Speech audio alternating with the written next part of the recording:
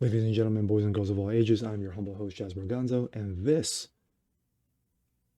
is what's next. This is going to be a short video. This will be episode 9. I initially had one done yesterday morning, and it was around 14, 15 minutes. I felt it was kind of a little too long, especially I wanted to have a lot of detail in regards to, excuse me, uh, into what I wanted to say. So I went over it, and instead of condensing the video down, I think I would have chopped out a lot of pieces.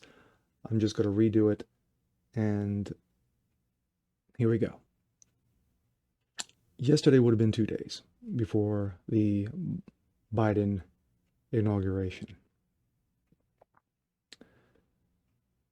We are now D-Day, 2 day. This is going to be the first of 2 videos. What I initially said on yesterday's, what would have been yesterday morning's video, was basically where we're at. Where we came from in 2020 to where we are now in 2021, the day of the Biden regime.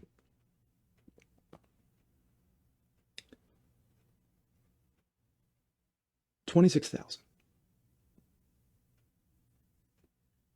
Let that sink in for a second. 26,000. 26,000 could mean an annual pay for a entry-level worker. 26,000 could mean the population of a small town. No, decent-sized town. Imagine 26,000 troops in your town. 26,000 National Guard are in DC right now. Right now. For an inauguration of a president in 2021. Mind-blowing, isn't it? Why? Well, if you listen to CNN, if you listen to MSNBC, because it's those insurrectionists, those white supremacists who are just sitting there lying in wait like snipers. You know, they could possibly do something wrong, something crazy. Because you voted for the wrong guy. In their minds, you voted for the wrong guy. But of course, we go back to January 6th, because you had a bunch of knuckleheads, fringes, decided to storm the Capitol. As I've said before, storm the Bastille. And cause a little wreckage. Because these are not insurrectionists. You know, these are not terrorists. These are very, very stupid people. Some who were mixed in with it, very ignorant people. And sadly, in the end, 4 people died because of it. Now, fast forward. Where are we here, right now? We have 26,000 troops. You know, walls that were built. Gates protecting the inauguration of a supposed duly elected president of the United States, which of course is still very questionable and will always be questioned. You know, irregularities, discrepancies. In my opinion, Joe Biden will have an asterisk next to his, excuse me, his presidency. He'll always have that asterisk next to him because 75 million people felt differently. But with that, What do we expect? What do we expect?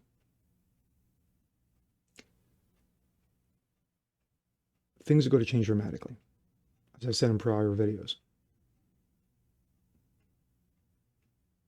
They are going to try to do everything in their power the next 2 years to ram everything down that goes against the will of the American people down their throats. Because, as we've seen already, excuse me, that the Republicans are not watching your back. They don't give a damn about you. McConnell doesn't give a rat's behind about you. And of course, what I found out this morning watching Tucker Carlson, I find out that out of the possibly 100 of pardons that Donald Trump is going to sign, or probably signed as we're doing this video, Julian Assange is not one of them. Now, possibly inside baseball says that the president was threatened with Senate impeachment by one Mitch McConnell, Cocaine Mitch, if he were to pardon Julian Assange. Now, Julian Assange, whether you like him, whether you don't like him, whether you think he did the wrong thing, whether you think he did the right thing, he was a journalist. He basically exposed the swamp. He exposed the stupidity. He exposed congressmen and the senators for who they truly are. Scumbags. Exposed who they were. And he's been paying the price for it for the better part of the last decade behind bars. Now, of course, as I do this video, a little after 6 o'clock in the morning, hopefully that's not the case. Hopefully he had an epiphany and said, you know what? Whatever it is at this point. I'm going to do what's right. I'm going to pardon Julian Assange. But we'll see. But today is going to be a very interesting day. What would have been a normal presidential inauguration, maybe about 200,000, 250,000 people, there's going to be 200,000 flags, supposedly representing the amount of people that would have shown up, which is, in my opinion, far less than what showed up at Donald Trump's inauguration 4 years ago, to the tune of almost 750,000 people. Just saying. I wonder what's going to happen, you know, if you have knuckleheads who decided to go out their way, the fringes who decided to go out of their way and start trashing the place. Oh, that's right. Not going to happen. Because 99.9% of conservatives, 99.9% of those who voted for Donald Trump are not going to do that. They got other things to do, like work, if they still have their jobs, you know, because of, you know, science regarding COVID. But at the end of the day, 26,000 troops. 26,000 troops. More than Afghanistan, more than Iraq that we currently have stationed. More so than Abraham Lincoln had surrounding the Capitol when he ran for re-election in 1864.